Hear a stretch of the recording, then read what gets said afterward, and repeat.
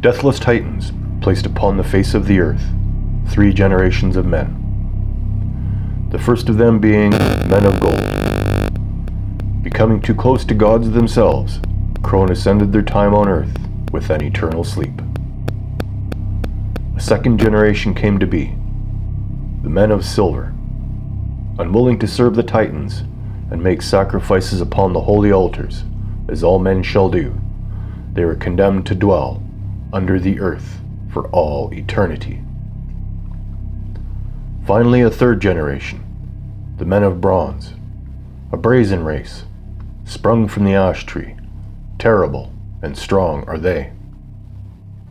Join me as I tell you the tales of the men of bronze. This is Dragon's Blood. Beware Brontes. Episode 18. The closer that Acum, Menkari, and Gamden got to the roadhouse, the more people stopped and pointed at Acum. The crowds of people said amongst themselves, "Warrior priest of Athena! What business does he have here in the wildlands?" Gamden rode up beside him and said, "Difficult to travel incognito with you.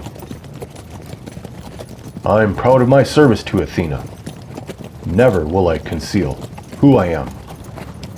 As he said it, Acum sat up straight in his saddle, making for an imposing sight. After tying up the horses, Gamden led the way into the building. 2 large men stood on either side of the door, both encased in leather armor and broadswords on their belts.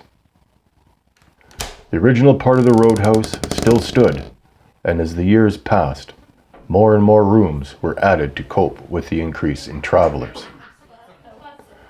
Gamden was expecting a dirty, run-down interior, but everything was clean and in good order.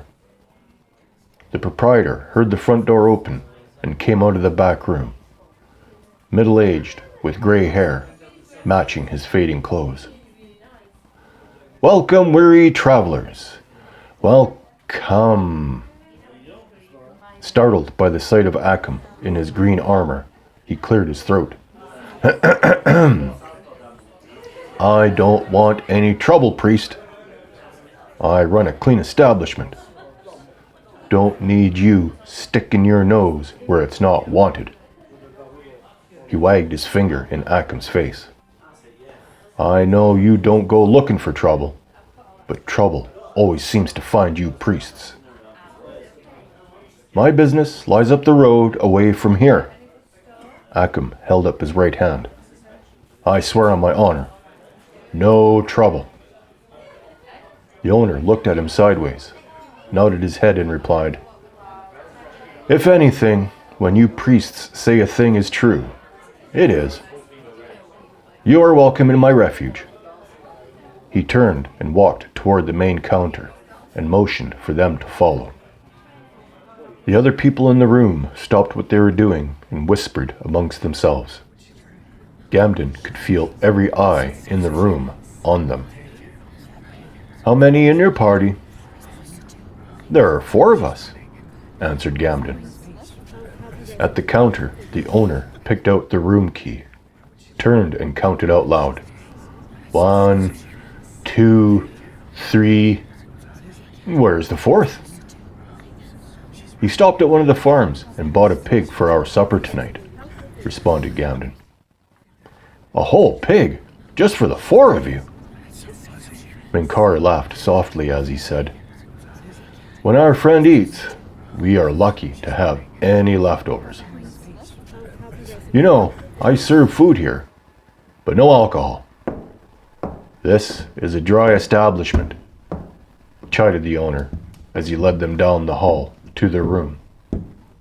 "The bottle took almost everything I had. Never touch the stuff anymore. And I hate what it does to my guests. If you have to drink, do it across the way in the clearing with the rest of the drunks." Holding up the key, the owner made note. "The key has the room number stamped on the blade." Emphasizing the next point, he shook the key in front of them. Don't lose this. Costs me lots to have a new one made. Damned blacksmith. Charges me too much. Using the key to unlock the door, he pushed it open for everyone. Let me get a lamp burning. Walking straight into the darkness, the owner knew every corner and crevice of the building. From the darkness, he said, I would have more windows, but cost too much, and I'm lucky if half of them arrive in one piece. 4 lamps flickered brightly to life and brought 4 small beds into view, each one in one of the 4 corners of the room.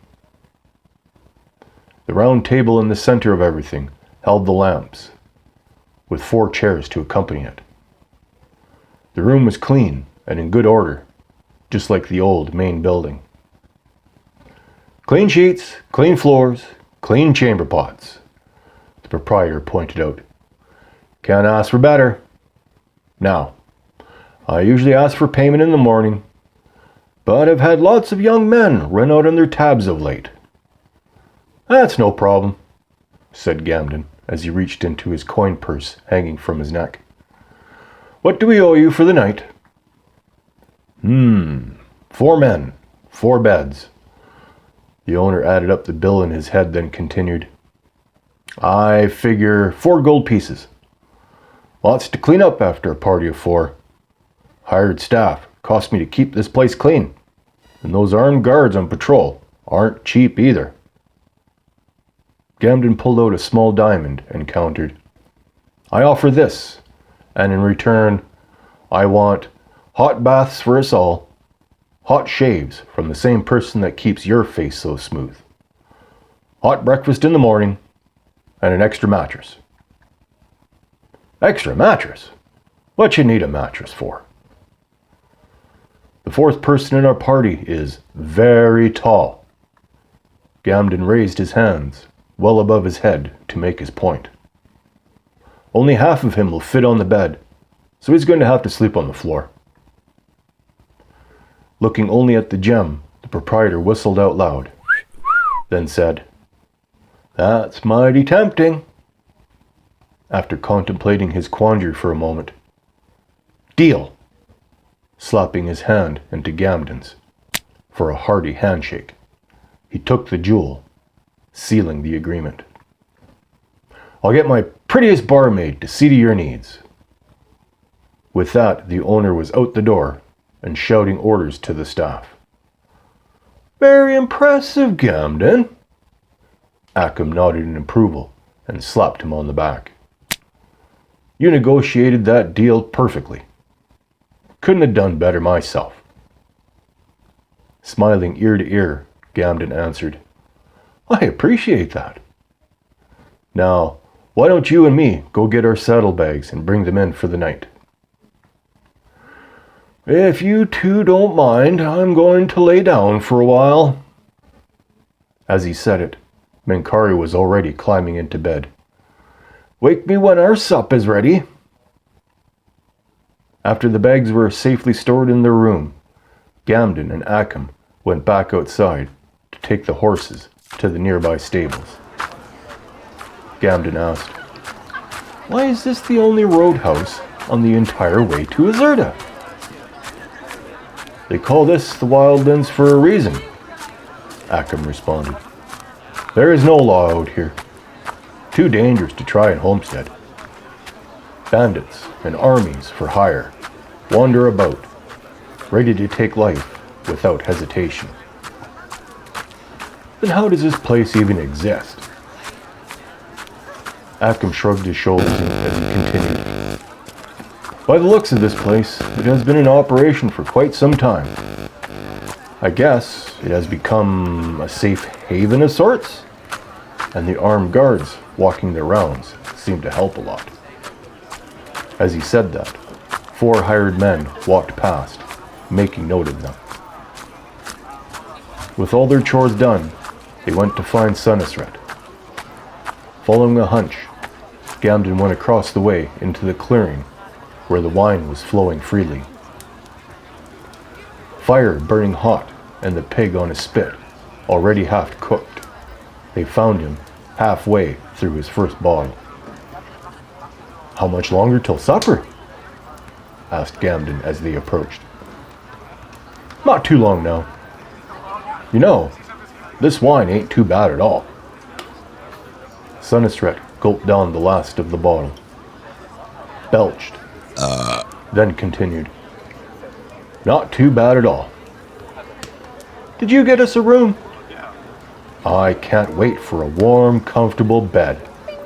He rubbed his hands together in anticipation. "Sure did," answered Gamden with a smile. "Plus a couple of surprises to boot." "What kind of a surprise?" "How about a hot bath and a shave?" answered Gamden. "Shave would be fine with me." Sunisret picked at the roots of his beard that was consuming his face, just like his 3 traveling companions. "I'm going to go get Minkari." Gamden jerked his thumb over his shoulder. "Then we can eat. I'm starving." Gamden made his way through the revelers on his way back to the roadhouse. Walking inside, he was met by a buxom young woman with long black hair, big brown eyes, and slender, long nose. Her dress was short, displaying her perfect legs. "Hello, handsome," she said with a smile as she took his hand. "The old man said I was to see to your every need. Can I get you anything?" Gamden looked deep into her eyes and was lost in an instant. I, he stammered. "I just came to get my friend. We're going to eat soon. Out in the field." Gamden trailed off, losing his train of thought, still lost in her eyes. "Well?" she asked. Well what?" answered Gamden. "Are you going to get your friend?" Yes, I am. Yes." Gamden shook his head to clear his mind. It took all his willpower to walk away from her. As he did, she said to him, "Just let me know if you want anything. I'll be here." As Gamden walked into the room to wake Minkari, his mind was still on the barmaid and her intoxicating eyes. Look for episode 19 of Dragon's Blood. Beware Brontes on YouTube.